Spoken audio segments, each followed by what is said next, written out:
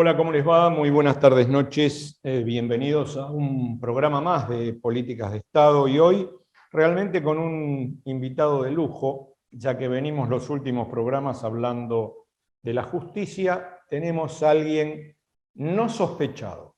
Así parece, pero con convicciones fuertes. Muy. Entonces, no vamos a decir quién es para que la gente se encuentre con el invitado. Igual tiene mucha cámara el invitado, se ve que tiene contactos porque aparece por todos lados. Y después tenemos un amigo suyo que es, yo no lo conocía, hice una charla de las que hago con el viejo programa de los secretos del poder, 1 hora por Instagram, y no se me prendió fuego el celular. Pero maneja el tema. Bueno, sabe, ese sabe, tampoco vamos a decir quién es. No, pero vamos a hablar de economía, vamos a hablar de cuestiones agrarias, realmente. Algún negocito que hace el campo, ¿no? Sí. Y después, al final, tenemos una invitada por un tema de género, o sea, un programa. Usted no habla del gobierno, hoy no habla de nada. ¿Usted? Yo estoy dispuesto a hablar de todo. ¿Usted está callado? No, ¿por qué? ¿De la gira no habla? Bueno, recién empieza, aunque el programa sale el sábado, ¿no? Ya va a estar casi de Pero vuelta. ya estuvo en España. Estuvo en España. En Alemania. Es una gira básicamente política, ¿no? Me parece que lo que está buscando el presidente es ganar algún protagonismo que la interna argentina no le permite, y la realidad económico-social argentina le dificulta también tener ese protagonismo. Pero me parece que no está mal. Mire, yo lo veo con ojos entre simpatía, defraudación y ganas de que esto funcione bien.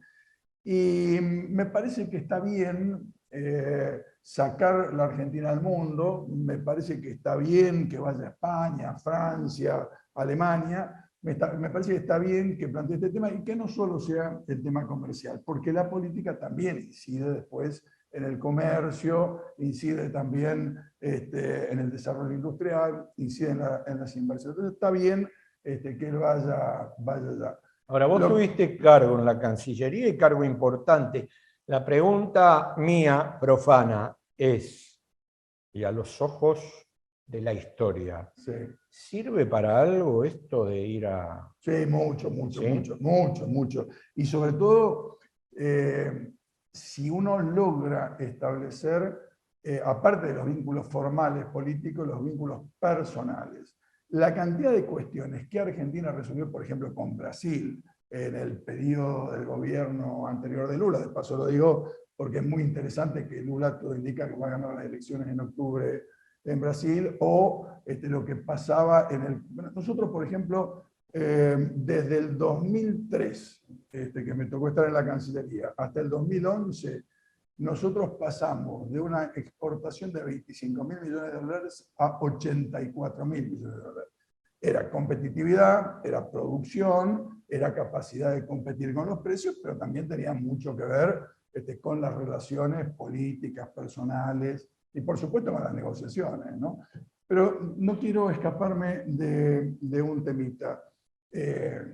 Hay crisis, hay debate, hay distintas opiniones sobre qué hacer con la Argentina, y eso me parece que es lo que está dando vuelta. Ojalá se encuentre el mecanismo de diálogo, que no solamente sea confrontativo, sino que trate de ir encontrando una salida, porque la inflación nos sigue asfixiando y los salarios siguen corriendo atrás, por más que los números a veces dicen que competimos un puntito arriba, un puntito abajo. La realidad del bolsillo, del supermercado, del almacén y de la carnicería no tiene nada que ver. Entonces, preguntale a los jubilados. Entonces me parece que incluso en eso el gobierno tiene que pensar medidas audaces. Quizás los que tenemos algún ingreso un poquito más alto podemos aguantar un poco. Quienes están abajo de la pirámide necesitan una inyección rápida, llegar a un salario mínimo importante. Ahora se está hablando de un aumento, pero necesitamos un salario básico que ronde la media histórica de Argentina, que son 400, 500 dólares. No podemos estar en este tema tan abajo. Bien, Vamos a una mínima pausa y estamos con el invitado en vivo en Políticas de Estado.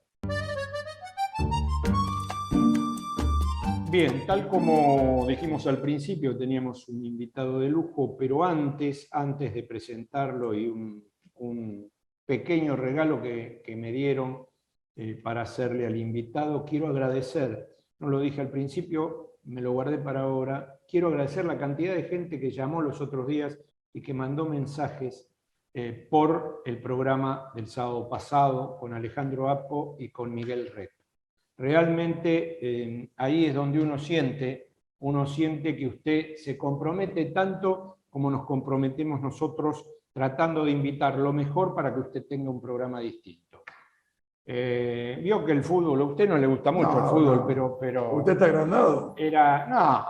Yo cero exitismo, Sigal. Bueno, el invitado, Justicia de Verdad, le queremos entregar esto, lo mostramos, ya lo mostramos la otra vez, lo sacamos al traductor, al amigo Minassian, el regalo para Federico Delgado de Eduardo Cosanlián, que es del Consejo Armenio Latinoamericano.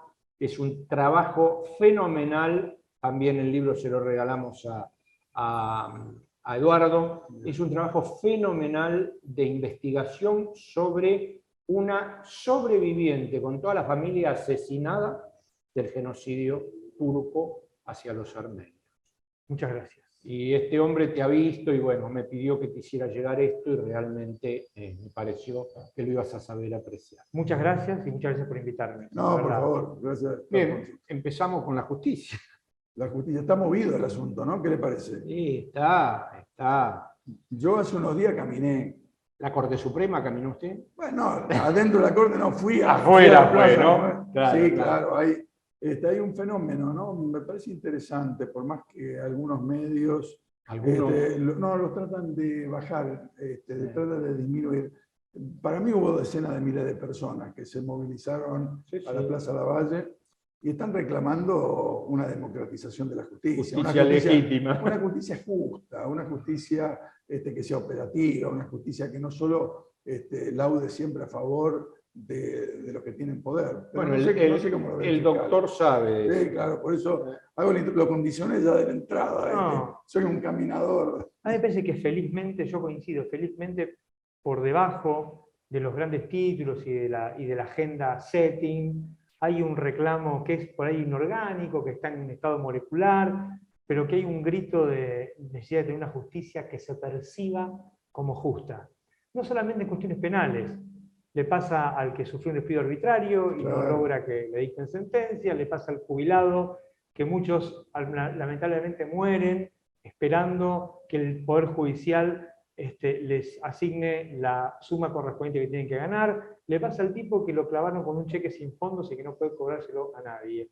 Eso está, me parece que, y eso revela un poco también el divorcio entre nuestras élites y lo que le pasa al hombre de a pie, ¿no? Son agendas distintas, diría yo. Hay un reclamo genuino de regeneración institucional, no vacío o hueco porque uno cree que una institución hace algo por sí misma, sino que hay una percepción, yo creo que me animo a interpretarla, aunque no tengo títulos para eso, pero hay una sensación del ciudadano de que nuestras instituciones fueron expropiadas, que fueron tomadas por grupos sociales que las direccionan para que reproduzcan o salvaguarden intereses muy puntuales. Y eso afecta la vida de las grandes mayorías.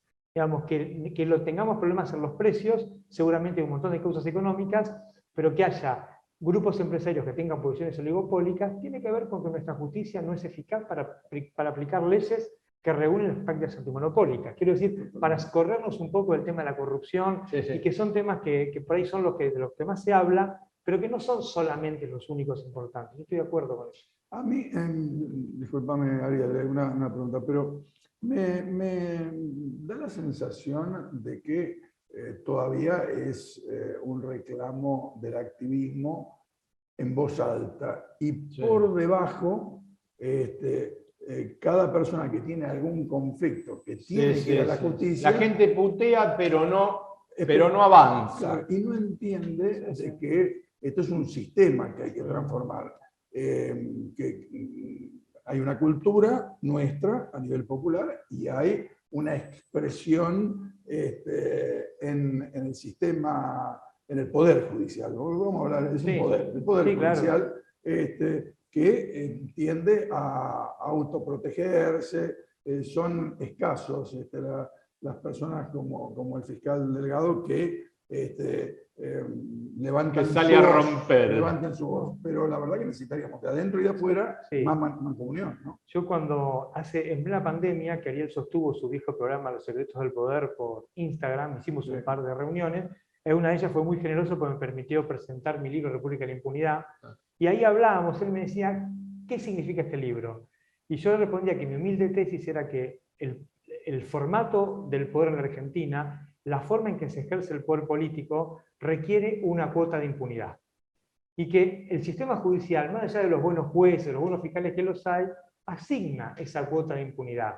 Porque en cierto modo, un sector muy importante de la justicia y el dispositivo en general es como que se escapó de la Constitución y utiliza el imperio público, porque la posibilidad de aplicar la ley es un poder popular, es un poder público que está objetivado en algunos funcionarios que tienen que cumplir esa tarea como servidores de todos los demás. Me parece que eso ha sido apropiado.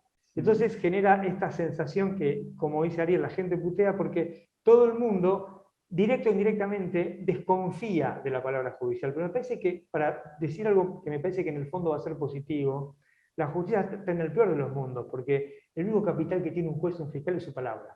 Y cuando su palabra está en crisis, cuando su credibilidad está en crisis, el trabajo eso es muy parecido al del panadero. Si nos vende mal pan, cambiamos de panadería. Acá la gente no puede cambiar de justicia, pero se aleja. Entonces me parece que en algún momento esto va a terminar que los propios hechos van a exigir que haya algún tipo de reforma de verdad. Lo que pasa es que reformar la justicia es hablar del poder. No en vano. Pero perdón, una cosa para cerrar. No en vano. Néstor Kirchner y Gustavo Vélez fracasaron con su reforma judicial. Cristina Kirchner fracasó con su reforma judicial. Mauricio Macri y Garabano no pudieron con su reforma judicial. Y Alberto Fernández no pudo con su reforma judicial. Más allá de los matices de la que nos guste, me parece que es interesante pensar que cuando hablamos de reforma judicial no hablamos solamente de justicia, hablamos de la forma en que se ejerce el poder. Pero aparte, Eduardo dijo algo, yo no voy a comentar mi tema personal, pero Eduardo dijo algo cuando estábamos off de cámara que es histórico, ¿no? Se sonrió y me dijo, hacete amigo del juez. Entonces, a ver, es la sabiduría popular, es el Martín Fierro. Claro. Entonces vos decís, si la gente, lo que dijiste antes, la gente de a pie, Federico, el laburante, el tipo de la calle, se tiene que hacer amigo del juez, está al horno. No, y hay un problema, yo no sé si ustedes lo comparten, hay una crisis en la Argentina de todas las instituciones, de los tres poderes, digamos, que constituyen la República, porque bueno, yo soy político, no lo oculto, tengo mi posición tomada, pero uno camina a la calle también. En la calle, si uno le dice que es político, que es legislador o que tiene un cargo, la gente ya dirá, a vos te va bien, gordito, más o menos, o a vos no te va tan mal. Es terrible. Y lo mismo pasa con el tema de la justicia. Entonces, a mí me parece que hay un replanteo. Es más, yo creo personalmente que en algún momento hay que hacer madurar las condiciones para una reforma constitucional, para un gran debate nacional. Es probable. Para que pensemos, por lo menos. Hay muchas cosas para pensar. A mí me asusta mucho la crisis de la vida pública, porque digamos, hay dos alternativas: o profundizar la República Democrática, y para esto hay que hacerse cargo, hay que hacer docencia, hay que explicar, hay que dar la cara, y no hay que tener miedo de enfrentar el lenguaje normativo de los hechos. Digamos, la cosa es un desastre, hay que reconocerlo, digamos, porque es el primer paso, como dejar de fumar, digamos, que es algo muy difícil. Primero hay que reconocer que uno tiene un problema con el cigarrillo y después lo puede dejar o intentar hacerlo. Me parece que hay que hacer eso, porque si no, la alternativa, y es lo que está pasando un poco en Occidente, la propia locura de las sociedades complejas del siglo XXI nos lleva a las soluciones fáciles. Las soluciones fáciles son lo que Gino Germani llamaba sustitutos funcionales del fascismo. Y esas cosas siempre terminan en el mismo lugar, con los derechos más flacos para las grandes mayorías y los derechos más gordos para una pequeña minoría. Entonces, ojo con eso. Yo creo que a veces las élites políticas viven en una agenda diferente y subestiman, no le prestan la atención necesaria, estimo yo humildemente, al divorcio que existe entre la realidad del hombre de a pie y lo que es la vida pública. Me parece que eso es un tema que hay que prestarle atención, y no solamente los que se dedican a la política, es un trabajo ciudadano. Me parece que todos tenemos que comprometernos con la Constitución a la que le prometemos lealtad en el colegio primario. Claro. Todos hemos prometido, y los jóvenes prometen lealtad a la Constitución. Eso significa que es un trabajo de ciudadano, y yo entiendo que el tipo que toma 2 colectivos, que se levanta a las 4 de la mañana, tiene otros problemas, pero hay un montón de gente que, digamos, tiene posibilidades de tratar de no ser tan indiferente, involucrarse un poco más, porque cualquier alternativa que no sea profundizar la República Democrática va a ser peor para todos nosotros.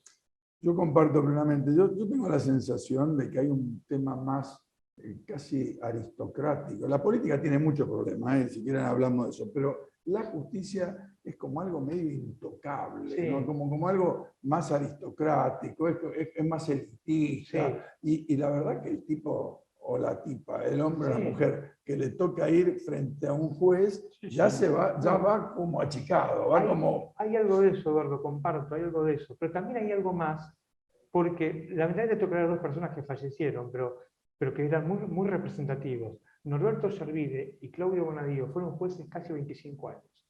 En 25 años pasaron menemistas, gobierno de la Alianza, Claro. kirchnerismo, Claro. y una parte del gobierno de Mauricio Macri. Colores políticos distintos, matices diferentes. Sin embargo, esos jueces, que no como personas, sino como concepto, Claro. consiguieron mantenerse en sus cargos, pese a haber protagonizado muchos escándalos. Entonces me parece que, además de ese rasgo que existe, porque Roberto Galera lo explicó en un libro muy interesante, donde trabaja el componente elitista del Poder Judicial, él sostiene: nuestra justicia fue creada para garantizar que la ley se interprete de determinado modo para que algunas élites logren reproducir sus intereses materiales. Y eso lo vimos arrastrando desde 1880 en adelante. Pero además de eso, me parece que además hay problemas más graves todavía, que tienen que ver con estas funciones latentes que la justicia cumple, que a veces tiene que ver con inventar culpables donde no los hay, a veces tiene que ver con fabricar inocentes, o a veces tiene que ver simplemente con no resolver. Que un juicio penal, civil, comercial, laboral, tarde 25 años, además de ser algo que está muy mal, eso también tiene significados y efectos políticos, sociales, culturales. Entonces me parece que la crisis es muy profunda. Comparto el rasgo aristocrático, pero me parece que además hay más cosas todavía que agravan la situación. Bueno, hay alguien por quien yo tengo un respeto supremo, digamos, y con quien compartí alguna vez una mesa, que hace 2 años, que tuvo los huevos para meter en cana a Checolás. Hace 2 años que Carlos Rosansky, ex juez, viene publicando todos los días en Facebook las caras de Stornelli, de Pepín y de Macri, y diciendo: ¿qué pasa con esto? ¿Sí? Es que yo creo que, además de que está bien a veces por el rostro, pero me parece que lo que hay que discutir es el dispositivo institucional. Digamos, ¿para qué fue pensado? ¿Y qué función cumple para pensarlo en términos casi de funcionalismo sociológico? ¿Quién gana y quién pierde con esto? Entonces, si vemos quién gana y quién pierde, me parece que, aunque está bueno enfocarnos en algunos comportamientos, pues está muy bien distinguir los que se portan bien de los que no se portan bien, me parece que hay que discutir también el dispositivo. Y en eso tenemos una esperanza, tenemos una oportunidad los argentinos que no tuvo, salvo Alfonsín, no se la tuvo otro gobierno, que es discutir un nuevo consejo a la magistratura, que es la sala de máquinas del Poder Judicial. Es intervenir en la sala de máquinas. Alfonsín, cuando tuvo la oportunidad del gobierno radical, no lo estoy juzgando, digo, pero tuvo jueces nombrados por un gobierno de facto y tenía que resolver si los iba a dar el acuerdo para que continúen o no. Una gran oportunidad para pensar algún tipo de arreglo institucional que pasó por las condiciones políticas de aquel momento, que no corresponde que discutamos ahora. Pero en este momento, digamos, el sistema político argentino, no este gobierno, la política argentina, tiene la posibilidad de diseñar un nuevo consejo a la magistratura para evitar, por lo menos, que los vicios que acá estamos comentando, que haya incentivos para que no sea tan fácil que esos vicios se hagan carne en los problemas de la gente. Y este hecho de que se haya resucitado una ley que no, digamos, que estaba derogada, que la Corte la reinterpreta, la instala y deroga, ¿no quita credibilidad todo esto? Yo creo que ahí el problema más grande es que tenemos una Corte Suprema que no tiene plazo para tomar decisiones. Y eso es muy malo. Pero es lo que decíamos a nivel popular. Tienen que pasar 16 Porque años. Para cualquier tribunal, por ejemplo, nuestro sistema, nuestra corte es una copia norteamericana. Cada año la corte norteamericana hace una lista y dice, señores ciudadanos, estos son los casos que vamos a trabajar. Eso se llama seguridad jurídica. Sabemos que la corte va a trabajar sobre esto y el resto o no lo va a tocar o no lo va a tocar en este año.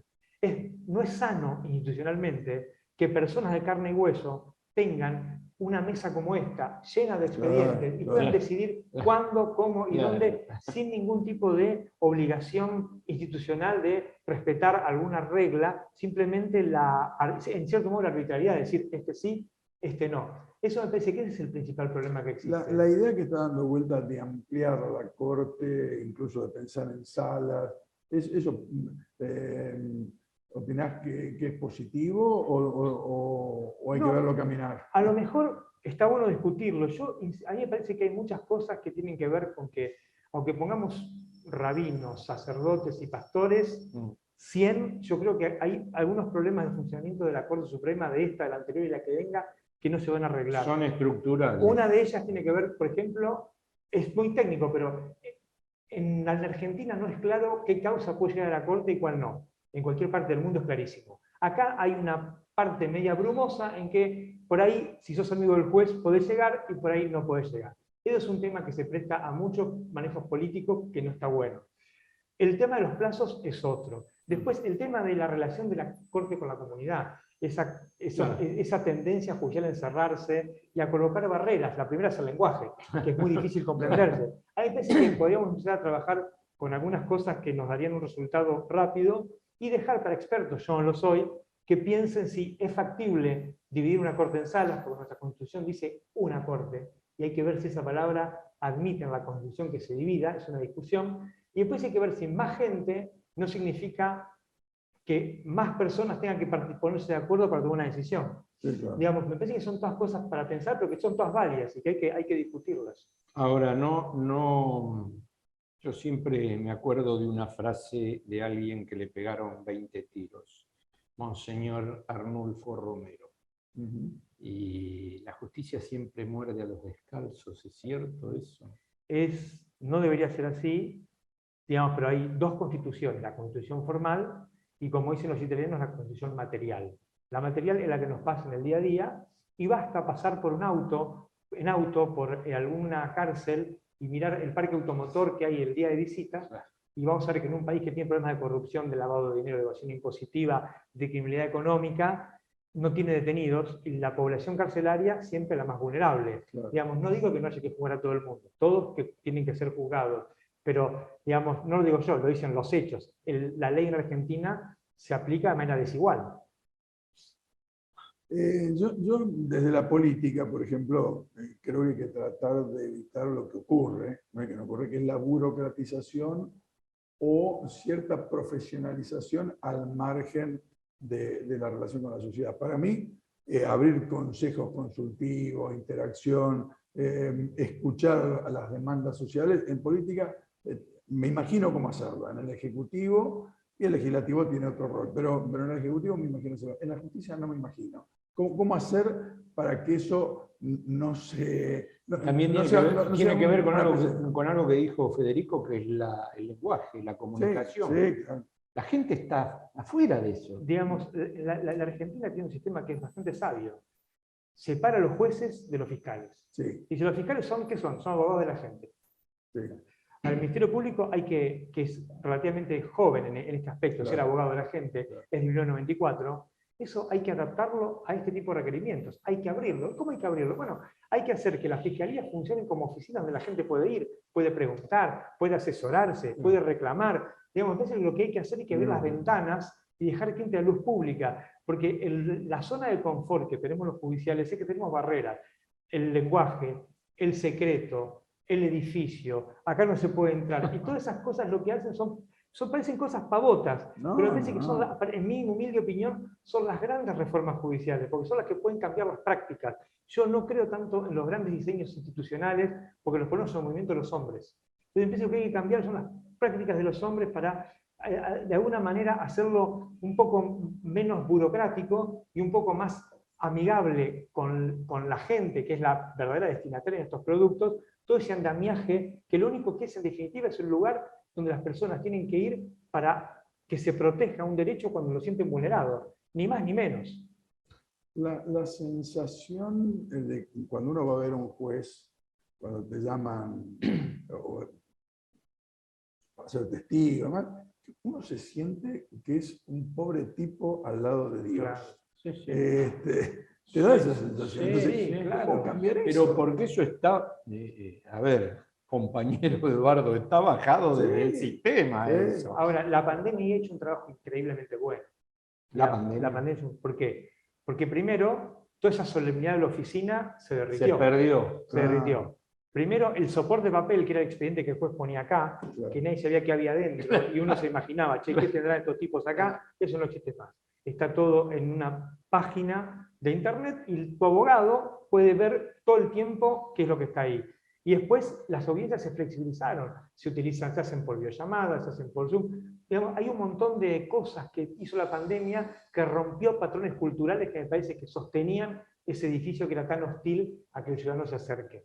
Ojalá que sirva para algo la pandemia. Entonces, por ejemplo, si no sirve para esto, ya sería un paso interesante. En ese aspecto es una reforma que no había podido hacer 25 años de intentos de muchas personas. Ahora, vos pensás que esto, lo que trajo Eduardo recién, esto se modifica desde la justicia o se modifica desde el poder real? De los dos lados. Hablamos de reforma judicial todo el 2020 y el 2021. La única institución que no habló fue la justicia. Fue hablada.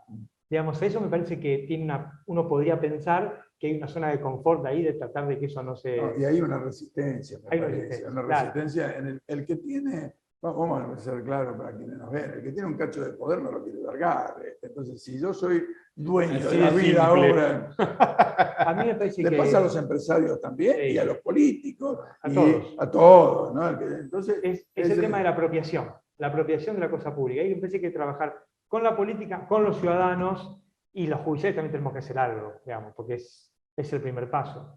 Pero está bueno instalar estos debates, me parece. Hay que ver hasta dónde somos capaces de Hay darle mucha gente en continuidad. tribunales que lo quiere hacer, ¿eh? Está bueno Y la eso. política Eso es podría bueno. crear las condiciones para que eso pase. Por ejemplo, haciendo una buena ley en el Consejo de la Magistratura, Claro. para que ganen los que quieren trabajar y no los que tienen amigos.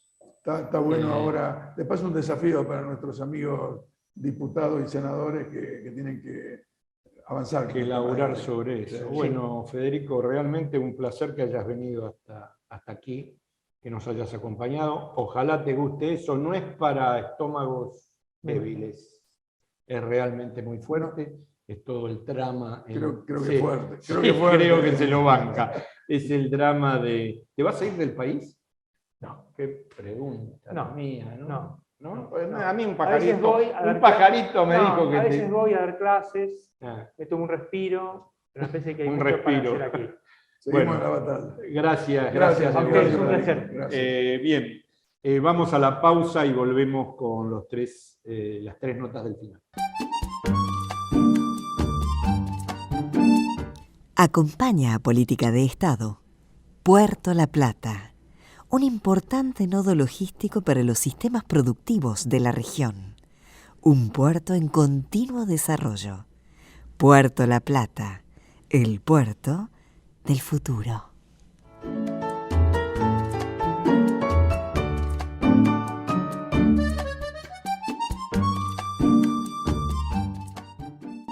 Bien, bueno, Cambiamos de rubro. cambiamos de rubro, pero las cosas que dijo el fiscal Federico Delgado realmente son para reflexionar, ¿no? Sí, es muy interesante tener desde adentro del propio Poder Judicial voces críticas que contacten con el reclamo todavía de una militancia, pero de las puteadas generales de la población cuando tiene que llegar a la justicia y la justicia no llega a ella. Y al invitado que tenemos ahora, Bueno, un amigo. un amigo.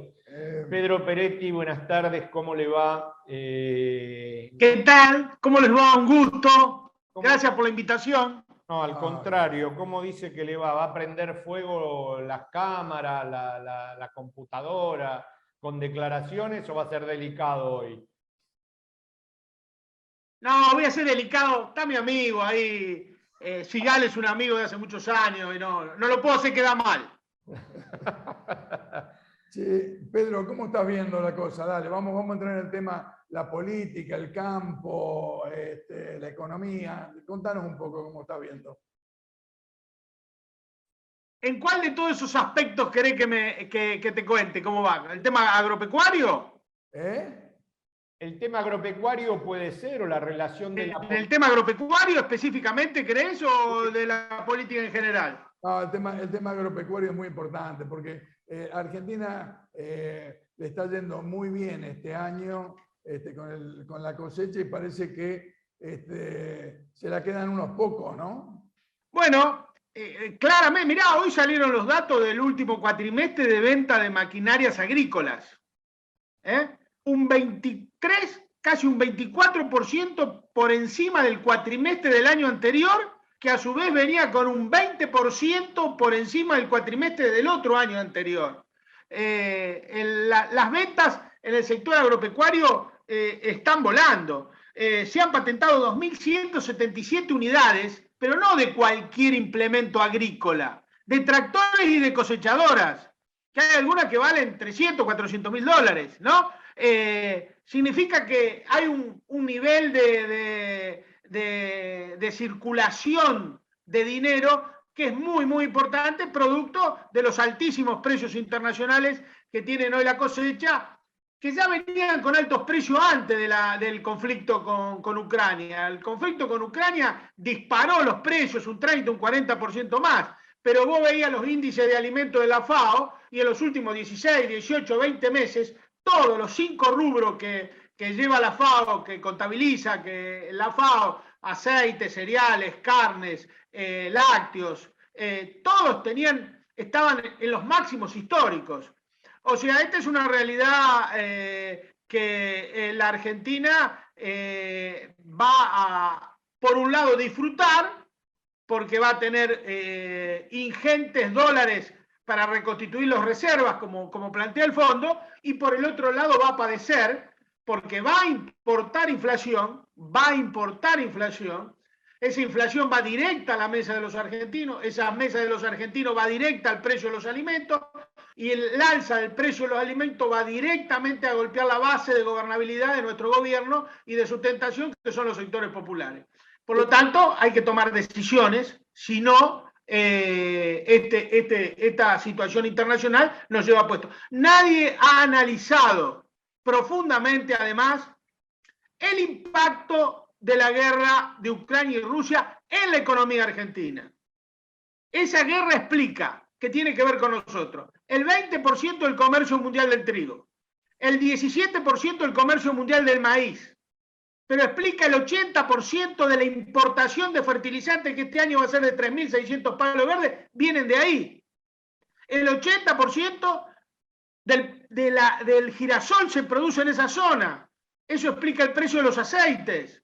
Digo, hay un impacto muy, muy fuerte que yo creo que Europa lo va a sufrir en primer nivel. Es inexplicable la posición de los líderes europeos siguiendo esta locura de los Estados Unidos y la OTAN, y la Argentina tiene que tomar alguna medida para tratar de desagregar esos precios que no nos terminen comiendo la gobernabilidad a nosotros, ¿no es cierto? Y ahí me dejaste picando la pregunta, ¿y qué medidas tendríamos que tomar? Porque una de ellas es este tema de las ganancias inesperadas. ¿Cómo ves ese tema? ¿O hay que ir por el lado de las retenciones, por otro tipo de regulación?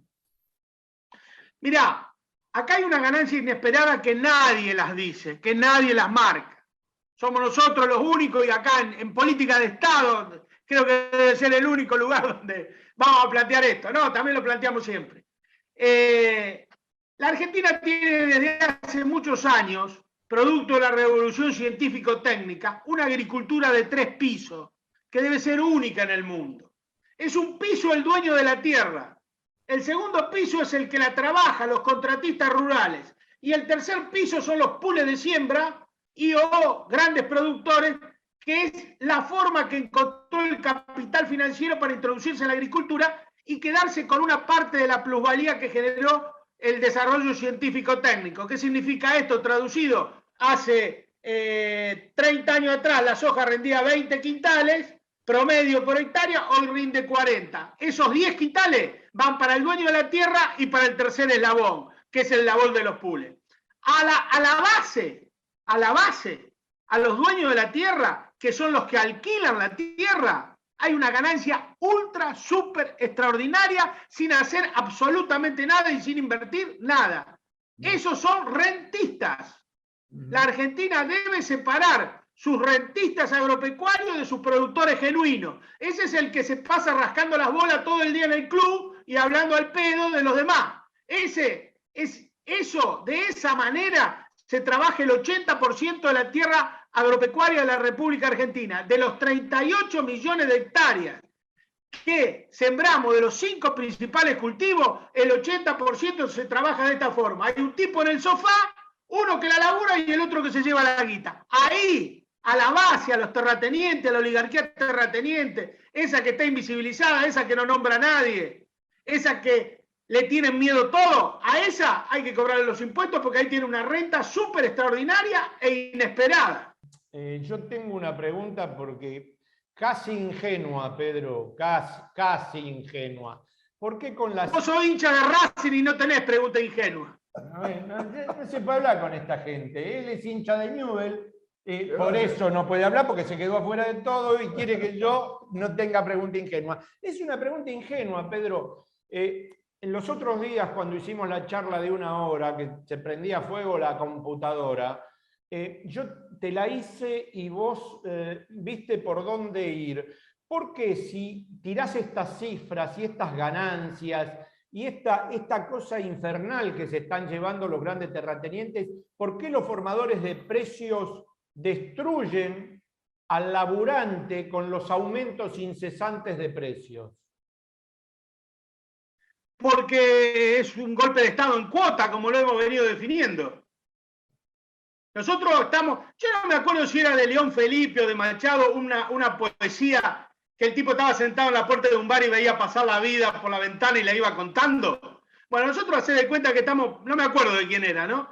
Me acuerdo que la leí hace varias décadas. Nosotros estamos sentados en la puerta y estamos viendo pasar un golpe de Estado en cuotas. Tema de aumento de precios, tema de la corte, tema del campo y los medios de comunicación, actúan todos en consonancia en el mismo lugar, de la misma manera para golpearnos en nuestra base de gobernabilidad. Para dos cosas, o que no lleguemos al 2023, o si llegamos al 2023 que lleguemos en las peores condiciones y ellos nos puedan ganar las elecciones. Y que por 40 años no se hable más de peronismo ni de kirchnerismo en la República Argentina. Ese es el objetivo. La derecha tiene un solo objetivo, uno solo. A lo único que le molesta, a la derecha no le molesta el peronismo.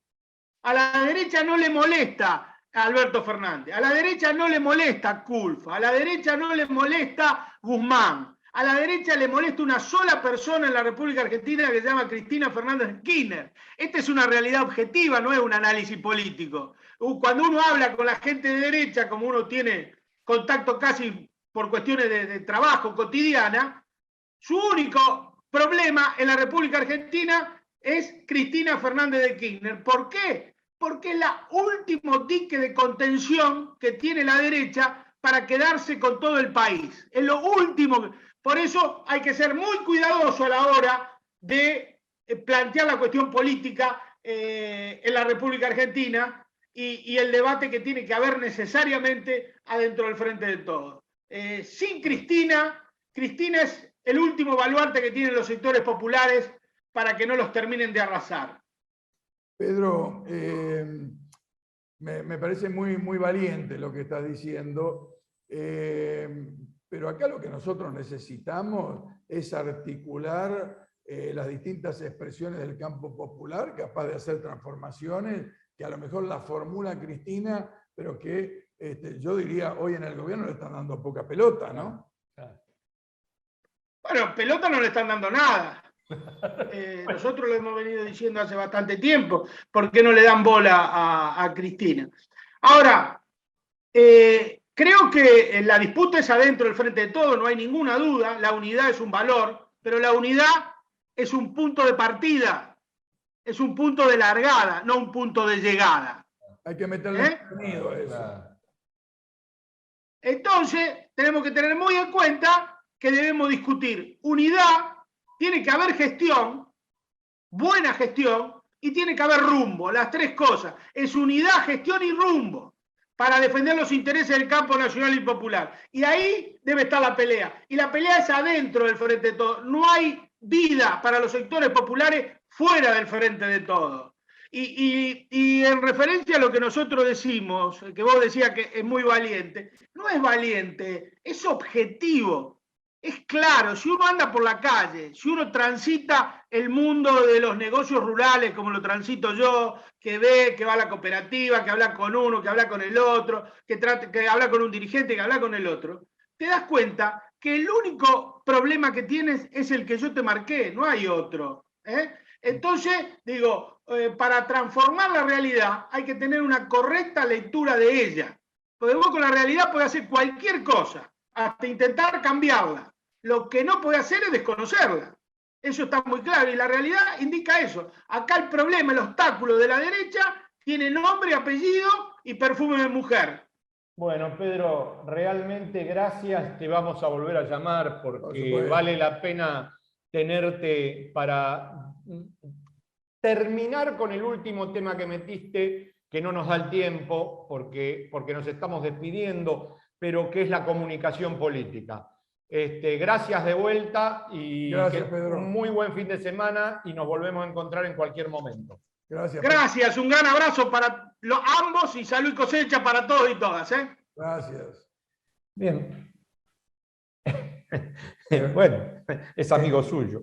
¿Será kirchnerista, cristinista, no? No sé qué es, pero que la tiene bastante clara la cosa.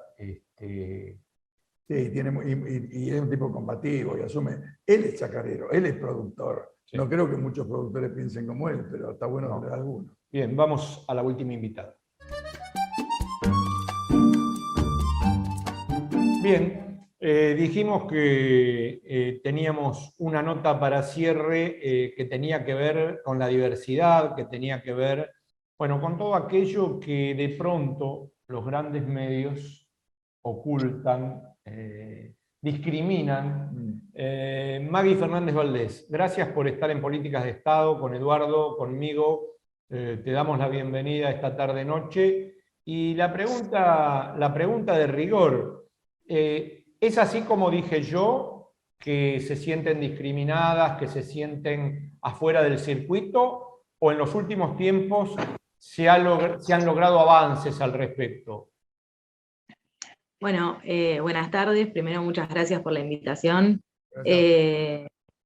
Bueno, no sé, o sea, a ver, en el último tiempo yo creo que el rol, vos mencionabas en particular a los medios, para arrancar por ahí, digo, no sé, siento que el rol de los medios se ha ido modificando fuertemente, y lo que antes se titulaba o se nombraba de alguna manera más sesgada o no con la terminología correcta, que las palabras siempre crean sentido y crean sentido común y crean imágenes y construcciones en lo que la sociedad va entendiendo alrededor de las políticas de género y diversidad. Yo creo que en el último tiempo eso se ha ido modificando un montón, y si bien siempre persisten discursos de odio en los medios, y líneas más vinculadas a la posición de quizás, no sé, Vivianas Canosas, también hay un montón de otros ámbitos en donde se abre la mirada, se abre la escucha, se abre la posibilidad de incorporar otras perspectivas en los medios y en general, digo. En los últimos años, exceptuando los 4 años de macrismo, que fueron retroceso en todos los sentidos posibles, se ha avanzado muchísimo en materia de acceso a derechos, con nuevas legislaciones y con el mejoramiento del ejercicio de derechos con legislaciones que ya teníamos, con lo cual la sociedad va evolucionando y va dejando atrás también prácticas, costumbres y formas que son más parte de otra época, ¿no? Esta semana estamos justamente celebrando los 10 años de la Ley de Identidad de Género, que no es menor. Estuvimos el lunes en un acto que organizó el Ministerio de Mujeres, Géneros y Diversidad, y diversos actos que estuvieron organizando distintas organizaciones sociales y políticas, y me parece que los 10 años de una ley emblemática como esta, que fue un punto de inflexión en nuestro país, tenga lugar y eco en tantos ámbitos distintos, habla un poco de cómo la sociedad se ha ido modificando a lo largo del tiempo. Tengo una pregunta ya vinculada a esto, quizás muchos no conocen. La ley, ¿qué es lo que les permitió? Bueno, la ley de identidad de género es un ícono a nivel mundial. Hay un montón de países en los que Argentina hace escuela en relación a las políticas de géneros y diversidad. La ley de identidad de género es uno de esos caballitos de batalla emblemáticos. Es una ley que permite, que define la identidad como cada quien la perciba. Las identidades son construcciones fluidas que van modificándose a lo largo del tiempo. Y es una ley que se caracteriza por no basarse en un paradigma patologizante, que es lo que sucede con otras leyes de identidad de género en el mundo, con lo cual no pide un certificado médico, no hace a la persona pasar por diferentes tipos de evaluaciones sobre si la identidad que están percibiendo es correcta o no, digamos, como no se pone en tela de juicio. A eso se refiere la no patologización, y es un paradigma emblemático para las nuevas generaciones también de infancias y adolescencias, travestis, trans, no binarias, que nacen en un país con una garantía de derechos y con el acceso a un DNI que les haga sentir representadas. También es muy importante tener en cuenta que esta ley no obliga al cambio de DNI para poder ejercer derechos. Esto quiere decir que si una UNE no cambió su DNI, pero quiere ser nombrada con el nombre que eligió, está en su derecho de hacerlo, tanto en lo público como en lo formal. Digo, los instrumentos formales también deben respetar la identidad de las personas, se haya o no se haya accedido al cambio registral en el DNI. Cada quien es lo que elige ser. Exactamente. Que es lo más maravilloso que generó la ley de identidad de género, que también generó ahí una ruptura en la política y en cómo entendemos y pensamos la política. Nos viene a hablar de otra forma de habitarla, con lo cual genera un impacto. Por eso digo que es un punto de inflexión para todos, no solamente para quienes quisieron acceder al cambio registral o para un... Oíme una cosa, nosotros con Eduardo pensamos que la política es la única manera de transformar la sociedad, ¿sí? La pregunta es más personal, digamos, ¿cómo se te ocurrió avanzar hacia la política o empezar a militar en la política y por qué Nuevo Encuentro? Bueno, avanzar hacia la política un poco por lo que ustedes mismos también piensan, porque la política es la única manera de transformar la realidad, y porque organizándose colectivamente con otros es como la mejor estrategia para disputar sentido, para cambiarle la vida a la gente, para hacer que la gente tenga una mejor vida, que no se trastoque la vida cotidiana, que podamos tener sueños, que podamos, bueno, la ley de identidad de género también habla de eso, ¿no? Que podamos tener sueños, que podamos proyectar futuros para todos. Y Nuevo Encuentro en particular porque había algo en relación a cómo se llevaba a cabo, cómo se desarrollaban esa propuesta de cambiarle la vida a la gente, que me encantó y que tenía mucho que ver con lo que yo quería hacer. En particular, cuando yo me sumé, Nuevo Encuentro estaba teniendo, hace muchos años ya, hace unos 10 años debe ser, una política de tener consejerías de aborto en los locales partidarios. Al lado había apoyo escolar, entrega de bolsones y las consejerías de aborto que brindaban información sobre aborto seguro con misoprostol, que a mí me pareció una medida completamente revolucionaria y disruptiva. Me parece que la política se trata un poco también de ser disruptives, y Nuevo Encuentro me parecía un espacio que hacía escuela y generaba acciones a partir de esa disrupción, y de esa forma de que la política te enamore desde otro lado, no abrazada a las lógicas más tradicionales. De hecho, hoy en día militamos en un partido que se define a sí mismo como transfeminista, que también es algo que no es tan moneda corriente en el resto de los partidos políticos, ni hablar de cómo se ocupan los lugares de poder y se distribuyen esos lugares. Vos fuiste candidata a diputada nacional, y me gustaba saber cómo fue tu experiencia en ese sentido, si te sirvió y si sirvió integrar la lista para visibilizar más el tema del feminismo y el transfeminismo, digamos, ¿eso te resultó bueno? Sí, seguro. O sea, yo creo que siempre que los feminismos, los transfeminismos, que identidad, yo me defino como lesbiana no binaria, digo, siempre que llegamos a ocupar alguno de esos lugares, no hay un rédito individual o no sirve en términos individuales, sino más bien me parece que hay un peso ahí en relación a lo colectivo de la transformación de la política, que es como lo que entiendo como más importante. Sí, también me parece que hay un desafío enorme en relación a eso, como a cómo construimos las candidaturas, cómo pensamos las campañas, cómo hablamos y dialogamos con la población, que es muy importante que achiquemos la distancia entre eso, que los parlamentos se parezcan cada vez más a sus pueblos y que la lógica de representación sea la que impere a la hora de pensar cómo ocupamos y distribuimos el poder, que me parece que eso también solidifica las proyecciones de futuro y los sueños que le proponemos a la gente.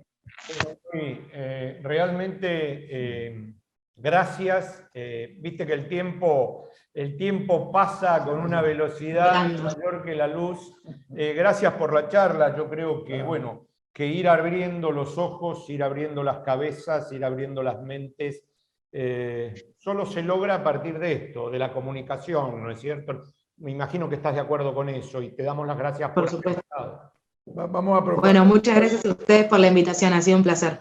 No, por favor, y vamos a propagandizar que tenés una web, ¿no? Que se llama Hacete Transfeminista o algo así, ¿está bien? Sí. Es una iniciativa que generamos durante la campaña con la diputada nacional Mónica Macha, justamente para ir pensando estas otras formas de circular información, de habitar el poder, de habitar lo público, sí. Así que pueden entrar, hay un montón de contenido, a quienes les interese, está disponible. Bueno, gracias, muy amable. Muchísimas gracias y que tengan un fin de semana.